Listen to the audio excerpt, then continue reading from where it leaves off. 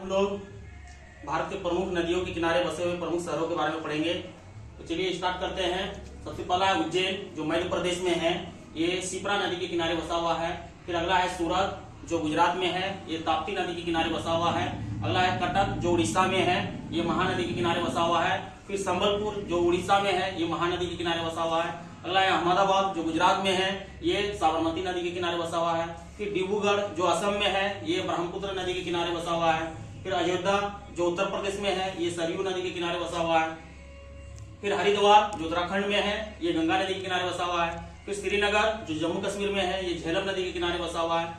कोटा, जो राजस्थान में है, ये चंबल नदी के किनारे बसा हुआ है। जमशेदपुर, जो झारखंड में है, ये सवर्णरेखा नदी के किनारे बसा हुआ है। फिर लखनऊ, जो उत्तर प्रदेश में है, वो गोमती नदी के किनारे बसा हुआ है। कानपुर, जो उत्तर प्रदेश में है, वो गंगा नदी के किनारे बसा हुआ है। कन्नौज, जो उत्तर प्रदेश में है, वो गंगा नदी के किनारे बसा हुआ है। फिर बद्रीनाथ, जो उत्तराखंड में है, वो अलकनंदा नदी के किनारे बसा हुआ है।